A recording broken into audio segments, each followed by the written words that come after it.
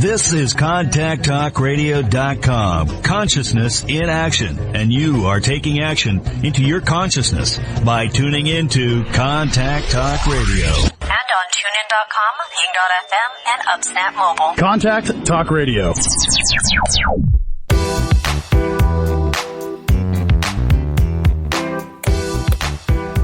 Welcome to the Misfit One Lifestyles with Elizabeth Colin. She will awaken and connect with your Misfit One. Are you tired of the ups and downs in your life? Are you ready to live a healthy lifestyle once and for all? We are talking about all aspects of your life. Being fit is not just physical, it's also your mind and soul. Learn how to take steps in your life to move towards your goals. Elizabeth's goal is for everyone listening to the sound of her voice to get fit. Let's get focused, let's get intentional, and let's transform. Now here's your host, Elizabeth Colin. Hey you guys, welcome to today's show. You need to just go ahead and sit back and grab your tea because I have Lauren Miller with me today. Come through, Lauren, come through. Yes. How you doing, girlfriend? I'm great. How are you? I am wonderful. You are so beautiful. Thank you. I am loving your blouse. Oh, thank you. That That was the last time. That was one of those times where I could actually go outside and buy clothing at Ann Taylor Loft, whom I miss very dearly. Oh my gosh, me We too. have a personal relationship, me and Ann Taylor. Right. I forgot about her. Now that you love said it, her. I'm like, what am I missing that in my life? Like, get my life right, you know? Yeah. Well, how have you been doing in this quarantine? Oh, I'm good. I mean, I've been working a lot and homeschooling, which is new and exciting and awful and wonderful. All at once? That's everything? All at one time. And writing and I'm doing a lot of stuff. Well, first of all, let's tell everybody what you do, because I know you. Like, we have a personal relationship. We work together on projects, but let the people know what you do, Lauren. Okay, so it's hard to say, but I am nobody be exhausted. I do all these things, but don't be impressed. I am a journalist for multiple magazine publications. I am the editor-in-chief of my own blog, the Sister Girl blog. I am a public relations coordinator with Upscale PR. So we have about 7 or 8 clients and organizations that we work with. I am a manager of a hip-hop artist. I am a mom of 2 and a wife. I might have left something out, but that's enough. I'm tired. Yeah. That's why I said I have to tell you them, the bullet points, but it's like, please don't get tired. What's so crazy is when we talk about a freelance writer, people don't really get what that is. Can you break it down? Because, I'm a freelance writer. Yes. We write for the same magazine, one of them. You got several. Yes. So a freelance writer is basically a journalist or a creative writer, depending on, what skill or service that they focus on, that writes in multiple different publications. You can freelance as a writer in a bunch of different areas. You can write for, businesses. You can write for people. Like sometimes I do bios for people, press releases, articles. Like I freelance in any capacity in the written format. So yeah, freelance means you get money from everybody. Bam. I like that. I'm going to start using that when people ask me. I'm like, I get it from everywhere. Yeah, I get it from everywhere as much as I can. Oh my gosh. Well, tell us about the Sister Girl blog. Oh, yes. That's my baby. I'm so intrigued. I started the Sister Girl blog a couple of years ago, maybe 4 or 5. And I started it because, one, it's named after my mom and her best friend. They've been friends like 50 years, maybe longer. And they look 12, but they've been friends for about 57 years now. And when they would call each other on the phone, they would say, sister girl, let me tell you what happened. Sister this, sister girl that, sister girl this and that, right? So what I ended up doing one day, I was reading the newspaper, and there was a young girl named Indina Martin in Chicago who was gunned down because her and another teenage girl got into a dispute over a boy.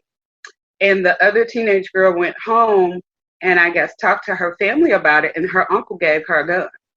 What? So she went to school the next day and shot the girl, and she died. And my thought process was, well, who's helping her?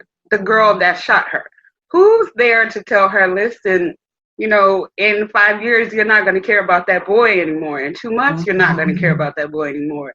Leave this alone. Focus on your life. Don't worry about that girl. Mm-hmm. So I feel like people needed that because everybody doesn't have the luxury of having a best friend for, you know, several decades like my mom. So I had a whole bunch of girlfriends who we all thought we were novice writers. So we started this blog to have kitchen table conversations with women of color in all ages, just kind of push them forward so they'll have a sounding board to kind of rest their head on. Love it. I love it. So you have so many fascinating aspects to your life. I mean, you give the voice to the voiceless. I do. I try to. Tell us more about that. So, like, here's the thing. First, I have to say, of course, thank you for having me. I never say. Of course. And it's very odd to be on the opposite side of the interview. I have to tell you, it's weird. Mm-hmm, mm-hmm. But I'm going to work through it. We'll work through it. But to answer your question, I feel like a lot of times, you know, it's different now, but brown girls like me with gaps and, you know, shorts or, you know, small booties, like there is not a complete representation for women of color in any market. And that's because we have so many different varieties, right? And I'm extremely empathetic. So I know there are people that like certain things, and I want to speak for those people, or those people that are downtrodden, or even women of any type of, you know, race or creed that have a voice or have something that they want to say, and they're just really uncomfortable saying it. Right. Like being a mom. Sometimes you don't want to do it. I'll say it out loud. They won't say it out loud. That's my job. You are the voice for the Yes. voice. That's all I'm saying. You are the voice for the voice. What's so crazy is like when you talk about things like that, I know I am very hesitant on things. Yes. Because I'm a deep thinker, right? I think things through. Like I kind of sit back and kind of like, I'll say what I feel, but I'm not going to force it down. I'll give you an example. So like I'm with some people and they're eating just horrible. Just I'm using an example. Like they're just killing themselves. And so I don't say anything, but then they'll bring it up like, hey, I'm on this new diet. Oh, that used to frustrate me so bad. Correct, right? And I'm like you do know I'm a nutritionist, right? Like you do know that. Like you used to talk to me about a diet. So I just kind of brace myself. And then they start telling me how they can eat bacon every day. And they could do this and they losing weight. And I go, well, you know, you kind of hurting your heart and your arteries. And I go in to explain all that. And they go, no, I've been losing weight. And you know what I do then, Lauren? Shut my mouth. Yeah, sometimes you do. You have to. I can't always do that. That's why we need you, though. Yeah, but I mean, there's a lot of times I grew up, you know, with my grandmother very close by, or, you know, we were in her home or very close to her at some point. She's a very dignified woman. Like, you know, when the wrinkles started to show up on her neck, she only wore colored shirts. And she said like this all the time, you know, very sophisticated. Like. And so, but she would also tell people that they were getting huge if they gained weight, like it with a straight face. You know, that's crazy, girl. Because my grandparents, like, I'm very outspoken. I do say what I have to say. And then, you know, even when my family say, well, you always say, do you know who our grandparents are? Like, they were the sassiest mild women I have ever saw in my life. So why do they think that we'll come out being so quiet and poised and demure? Like, it's like, but the thing is, though, that's the gift of age. So, you get the opportunity to get to a certain age, and then you can pretty much say whatever you want. And it's like, until you get to that point, that's why I'm like so looking forward to like 40 and 50. So I could be like, you know what? Hats off. This is it. I'm going to tell you what's going on because I'm old enough and certified in my life to tell you. You're right. And that's right. You're a baby. I'm almost 50. So I'd just be saying it and play it off as an old lady. I'm like, you look too good. I don't even understand it. Like almost 50? No, I'm almost 40. But even that, I don't. Less than a month, I'll be 48. And wow, you look great. Crazy. And I even when I say it out loud, I get confused a little bit. Like, how could that be? But I think the importance of it is, like you said earlier, the older we get, the more I think we get more confidence in what we're saying. Because, when you're younger, people tell you all the time, you can't say that, or you don't know, and so you say, okay, but that's why you are so important to us. And I love how you come out and you talk about the issues that people are afraid of. Yeah, which I try. There are, of course, some that I'm not completely all the way comfortable with yet, and I work with them too. Or because it's a contributing blog space, if there's somebody that's more comfortable with the subject than I am, like say, for example, sexual freedom or something like that for women, I can't articulate those feelings very well. So I'll find somebody else to. I'm like, that's a good idea. You come and write this over here. That'll work. That is so true. So let me ask you, how do you stay fit? And when I'm talking about fit, I'm talking about focus, intentional, and you are transforming. I mean, if you guys do not know Ms. Lauren, you're going to get to know her well because she is transforming people's lives. I am becoming. You are becoming, girl. You're becoming. How do you start your days? Coffee. Amen. So listen, as a nutritionist, you're going to be upset about most of this answer. Like, I am heavily caffeinated all the time, most of the time. I drink a lot of water. Like, I chase my coffee with water, but I'm super caffeinated all the time because in any given time, I'm doing 3 jobs at once. So you're using the coffee to fuel you instead of food, healthy food to fuel you? Oh, no. I eat well. I eat vegetables and I have a fairly balanced diet. I'm not real big on salt. I don't really snack on chips and, that type of stuff because food is very important. And also because of the fact that carbs are the way they are and structured in the body the way they are, they'll weigh you down. They'll make you more tired. They'll make you move slower. So I try to stay away from food that slows me down in general. I'm pretty much eating energy food all day. Right. Vegetables are really good, though. Vegetables don't slow you down. That's a good call. No. My daughter calls broccoli trees. Like, we pretty much eat broccoli, in whole plates. And oh, my gosh, that is so cute. Y'all eating trees over there? Y'all eating trees? Massive amounts of trees. I love it. So coffee is fine. I am a coffee drinker, too. I mean, I drink it only in the morning because I'm totally hyped all day. So you are. It's hard for me to go to sleep. I'm always full of energy. So what do you do for after you have your coffee? What do you do then? Do you stretch your day off or? I do stretch often, not as much as I would like to. Okay. I do yoga with my daughter.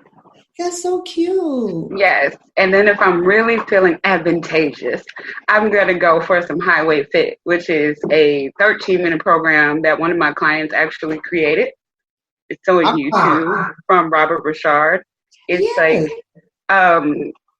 it's essentially different variations and components of planking, but it is a rough 13 minutes. It's murderous. Because I talk to Robert about it myself. We got to get absolutely. It's called Highway Fit. It's available on YouTube. It's also on his website. So I do that from time to time too. And then I'm kind of like a sucker for burpees. Yeah. I'm Low. too old for that. Like, It's just the easiest way to get everything done really quickly. Like, I'm all about efficiency. Like, if I yeah. could do something, I could do 5 burpees, and that takes care of my 20 jumping jacks and my 10 push-ups. I'm good. Let me just He's do like, I'm these. good. Yeah, I love it. I love it. And that's what's great about it, right? Is everybody has what fits. I'm that steady girl. I'm slow and steady. Like, I'm consistent. I'm not gonna be one that's jumping up and down. I did all that already. I'm real. I'm in like the turtle in the hair. I'm going. The only other thing I do that I miss about, not being out is I walked probably about 6 to 7 miles every day. Well, that's good. Stress walking, though, I think. Because I'm commuting, I'm walking, I'm going places, I'm doing things, I'm walking. But it still, every day, ended up being about 6 miles every single day. So it kept me, fairly decent. It kept my neck slim, which is the most important thing about being on-air journalist. I never even thought about that, girl. Like, wait a minute, my neck, I got to get my neck right, Your neck looks great. Thank you, girlfriend. Thank you. I'm like looking now. But let me ask you, I'm going to go back to what you said. There's some things that you are not comfortable with that's going on now. Is there any subjects that's happening in the news today that you're really not comfortable talking about? Yeah, well, ironically, when I initially started freelancing and writing articles, they were all politically motivated. Right. I talked about politics. I'm a political science major. I went to school for it. That's kind of my wheelhouse. And some things happened. Some people were elected, and I was not comfortable. And not only was I not comfortable, I think the last politically centered article I wrote publicly for a magazine was I was walking to the train station in Chicago, because that's where I am, and I saw our present alderman in the city, and I saw a new woman that I had never seen before, and they were both asking for signatures. Okay. So I'm like, hi, what's your name? So I'm talking to her, and her name is Maria Haddon. And as I'm talking to her, she's like, yeah, if I win, I'll be the first Black woman in this district to be elected alderman. And I'm also the first openly gay woman to be elected an alderman ever if I win. Right. And I was like, oh, tell me more. Let's set up an interview. So I talked to her, and I did an interview on her like maybe 6 months before the election, because we're still at the petition writing stage, like to get enough signatures to actually run. Right. And she won? Yes. So that was the last politically centered article I did. Like, I could not emotionally, because I am an empathetic person, there's certain things that I don't enjoy writing because of the fact that I feel so deeply. So I don't want to write those type of articles. Yeah. I don't like writing the ones about gun violence here in the city. Yeah. I don't like that. I don't like police brutality ones, because I am, I love us, and I want things to happen better. So it's kind of hard to write them sometimes, but sometimes you have a responsibility and you have to. So it just, it'll just take longer for me to write. Right. And it's so crazy because I see those articles. I discuss it with my husband, because my husband is very outspoken on his stuff. And we agree sometimes and we disagree a lot of the times, because I am very empathetic, but it's just so thought-provoking. Right? It makes you think, what is one of your favorite articles that was really touching and you felt made a difference? I know you got the one with the election. That's a great one. But that was fun. Right? So something that I wrote or something that I read? That you wrote. Well, at one point I wrote an article that was published in, it might have been Jet Magazine or it might have been Ebony. I'm not really sure which one it was. But it was called Dear Daughter. And it was to all of the girls who grew up without fathers, and kind of urging them through their circumstances and kind of trying to help them understand that, you know, some of the things that you were searching for are based on these things. And I love you, even if it seemed like he doesn't. It's not your fault that he left. It has nothing to do with you. It doesn't matter if you are a baby or you're a 50-year-old woman. Like, I still love you, and you were brought here for a reason. So regardless to who stayed and who left, you are supposed to be here. You are still chosen. I love you. It was probably intentionally, as a writer, I was trying to like get everybody choked up, right? Right. It worked, but it didn't always work. It was received really well, and I believe it was one of my first articles in Ebony. So I was really excited about that because, you know, as a little girl, we always see the magazine and we're like, look at one day I'm going to be in Ebony magazine. And I never really specified as it related to my dreams where or on what side of the magazine I was going to be on. I just said I was going to be in it. In it. I love that. So that manifestation did happen, and it was an article that I was related to. So it was really good. And that's where that focus come in, right? Mm-hmm. You know, you didn't have to break it down to what exactly you wanted, but you focused on being in a magazine. Oh, yeah, that magazine. In that magazine. And it worked. I think that is one of, it sounds to me as though you've been doing Sister Girl a long time. Yeah, unintentionally. I think I did get a lot from my mom and my aunt because I always called them my two moms. Mm-hmm. They just made sure I was well equipped with whatever I needed to do, you know, socially, emotionally, you know, on the self-love side aspect of it. Because, you know, you grow up with a gap, you get picked on a lot, you know. I got enough confidence to last several people. So beautiful. My mom actually, okay, so do you know Michael Strahan, right? I do. So he is my cousin. And that gap is, my mom had that same gap. My cousins had that gap, had that same gap. And I just think it's beautiful. And I was upset because I didn't get a gap. You know what? For people who like it, they do get upset. I did notice that. And yes, I was like, well, I don't have one. I think I'd be look so cool if I had a little gap. It's always the grass is greener type of situation because especially with on-air journalism, there are certain things aesthetically that you know you don't want to have and you don't have to be concerned with. So it's good. Like, I personally appreciate him. There was an actor that had a gap, and I thanked him in an interview for it. Mm-hmm. He got upset with me. Oh, he wasn't ready for that. He's like, nah. I'm like, bro, do you see me? Like, are you looking at my face? He's like, what do you mean? I'm not insulting you. What are you talking about? He was not pleased, and it has been covered up. Oh my gosh. So I can't tell you who that is, but if you follow entertainment, you know it's only a few black male actors and entertainers that had it, and now it's gone. Oh, to heck, Bill.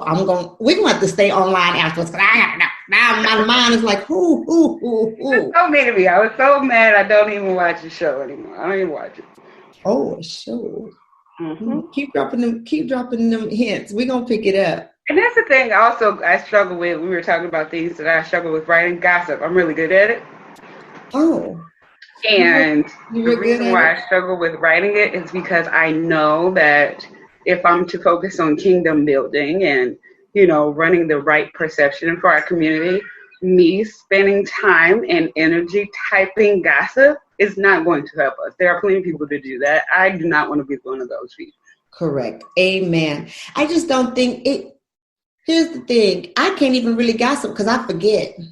Like, I don't forgot. Somebody done told me something and I'm like, I am such a bad gossiper because I totally forget right away. I got receipts since, like, there are certain interviews I can do really well because of the fact that I retain information so well. Oh, yes. Like, I talked to a guy and I couldn't, I didn't want to interview this man because I knew what the breakup for him and his wife was.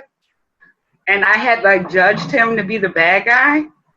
So I didn't even want to do the interview. I did it. He was like the nicest, most wonderfully warm man. I was so convicted. I didn't say anything about it, like, oh, I don't like it the way you did your ex-wife. Like, no, of course I didn't say anything, but yeah, I definitely had a misconceived notion about him, and he fixed it.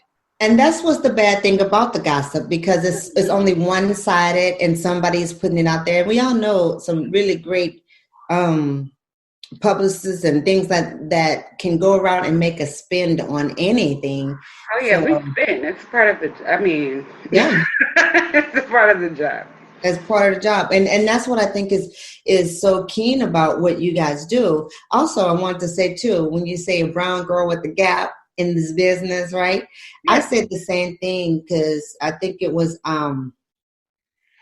Beyonce's dad. Remember, he was talking about light-skinned girls and how they reach a certain level of success. Yeah. So I've written for several magazines too, and I have ran into. I just have the wrong look. Look, I am chocolate, and I am chocolate. And you know what? If the arms be too strong for them, you know what I'm saying? Sometimes you get a flexible arm. You know what you're working with. That's fine. Me too. That's what I'm saying. I said the same thing because it was another one of us. It was only two. And the other one fit the bill to a T because she had the aesthetic. Yeah. So, which was fine. I get it. I understand that this business is about an image that you want to portray, that company is going for this.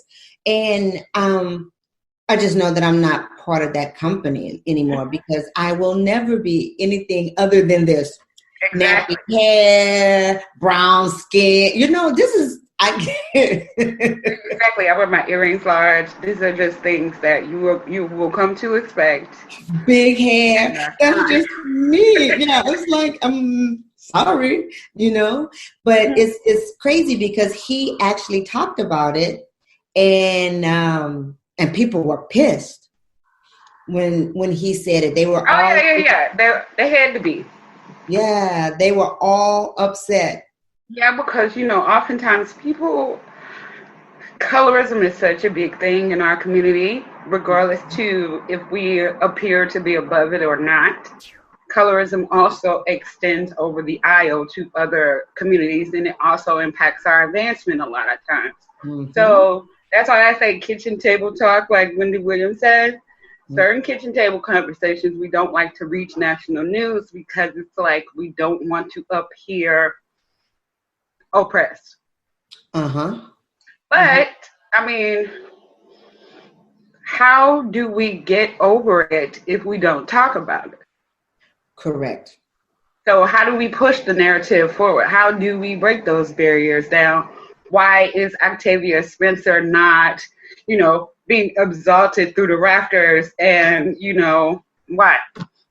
Why did it take Viola Davis so long to be famous? You know what I mean? It's like that type of thing, but it's like they need, culturally speaking, we need representation in all formats, which is why Fenty and her brand is so awesome, because Rihanna, ironically, and again, somebody that I judged, has done a very good job in making sure to be inclusive in her market in whatever she's doing. She does, yeah. She's like, oh, okay, so a normal makeup company only has 5 shades of brown. I'm going to have 12. Watch this. Yeah, watch this, y'all. Exactly. This is a more practical deviation of our colors and our skin tone. So let's actually have more, because we are not just deep earth and what was the other one? It's like deep earth, coffee, and like a it was like a real light one. The real light one. Like who? Yeah, like beige. But, weird. Yes. No, we're not that. Because that's a very real thing. Is we man, we come in so many different shades and tones and under. It's like, it's so hard. And I love her brand. I love me some Fenty. Yeah, I me got too. stuff. I Fenty use it. 420. Boom. I like it. I use the little contouring one. Yes. I just use her foundation because that's what I can afford. Right? Freelance.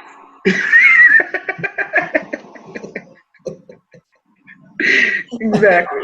Now look, how do we find your Sister Girls Talk? And now, is it a blog? Is it so people can understand? Is it a blog or is it a video that people can watch you guys? A bunch of things. Okay, tell us. So we have a host website, which is www.sistagurl.com. It's actually the Sister Girl, add THE in front. TheSisterGirl.com is our website, which includes our articles from our contributing writers. We have different type of series there. We have Girls Love Hip Hop because, you know, in order to be a Black woman, you can't ignore hip hop and its impact on your life. So let's not pretend like it's not a thing that we weren't, you know, dancing off of misogynistic lyrics for the last 25 years. This is obviously what we like. So we have a platform for that. Say, look, I am so country. I don't know. Like when I'm interviewing people, I don't be knowing. And they be like, yes, you do. I'm like, no, I don't. I listen. I'm the Black girl who had that country music on. I know you laughing hard at me. Go on, laugh. I don't care. But what's so funny is my kids are quick to tell you they're all grown now. But when they were little and the hip hop, which I love, Fresh Prince, you know, I like all those. But then when they start cussing and talking about us and we ain't nothing, I always That's when you got on. Change the state. Because look, what we listen to gets in, and I have a son. I have two girls and a son. I did not want my son to be thinking it's okay to call us a bitch, a hoe, I got 3 baby mamas. I was like, I don't want him to I don't even want him to get in his little mind. Yes. And every time a song will come on, click. And my daughter said one time. Even the edited radio versions, like, perfect example. I grew up with the Dog Pound. The Dog Father came out when I was like maybe 10 or 11. Snoop's first CD. I knew like every word. Yeah. And like you said, it seeps out. What it did for me, I think, was probably the opposite of most girls. I became the antithesis of like anti-woman. Right. Because in my mind, Snoop said girls are like this, you know. Nas said, Jay-Z said, these guys are telling us these girls behave this way. And then when I would see it, I would be like, that's why I don't like girls. That's why I'm not a girl. I'm not a girl. That's what it did to me. Yeah. That's what it did to me. And I had to, like, of course, reprogram myself through that. But I still do pay homage to the art. So I do that. Right. I like that, too. I love it, too. I try to, I use them. I work out to them. So I'm getting, again, I got to get to it. I got to get their way in. It's okay. I like all genres. But I'm sorry. We do, and then I do a live series. I do 3 live series. First one is the Sister Girl Mystique, which is the recreation of the Black woman role model. So I interview everyday heroes, doctors, lawyers, entrepreneurs, visual artists, anybody that I know that I think is amazing, like the first girl to ever be hired as an IT program manager for the city of Chicago. Like, those are the type of people that I seek out for that show. I love that. And then I have Intellectual Property, which is my male show where all the people I interview are guys. They are either in a creative realm or healthcare, something that they have intellectually that's uniquely their own. Those are those guys that I feature for that. And then the Girls Love Hip Hop series where I feature new artists, like new emerging talent. Because I love the newbies. Love them. Aren't they adorable? They're so passionate about their job. It's like a life or death thing. These are the type of people that they have put their last dollar in the studio. They have paid for production when they couldn't afford it. They paid those tech guys off. Like, I love those people. Yeah.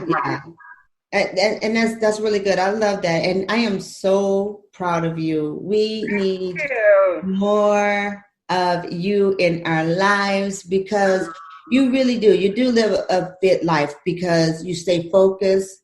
You're very intentional in your words, intentional in your print. You're intentional who you surround yourself around, and you are transforming lives. I mean, what more can we get, girlfriend? I don't know. I feel it bubbling over. Like I'm frothing right now. It's gonna get better. Yeah, absolutely. Is there anything else you want us to know about you, girl? Come on, tell us what we need to know. What's coming up? What's going on? I have a show tomorrow. Not sure when this is gonna air. So when's yours tomorrow? Well, no, this is gonna air. When's your show? Well, the Sister Girl Mystique is starting back up tomorrow. I'm doing my first episode on Thursday, the 14th March. It's going to be at 6 p.m. on Facebook Live. So if we air later than that, it'll be available under my Laura Miller's Facebook page, and I'll move it to probably everywhere. That is starting up tomorrow. And yeah, so much stuff I don't know. I don't know. Where can we stay connected to you at so we can find it and follow you? Instagram, you can find me at Laura Miller Pens, LauraMillerPens. And I am the same on Twitter now. Okay. And just Laura Miller on Facebook. And then also the Sister Girl blog, which is www.thesistergirl.com. Boom. Thank you so much, Sister Girl. I feel so enlightened today because you are exactly what we need. Thank you again for taking time. My pleasure. Thank you guys so much for having me. Absolutely. You rock. Hey, you guys, log on to my website, misfit1.com, and find out more about Lauren. All her information will be there. Until next week, you guys, stay fit.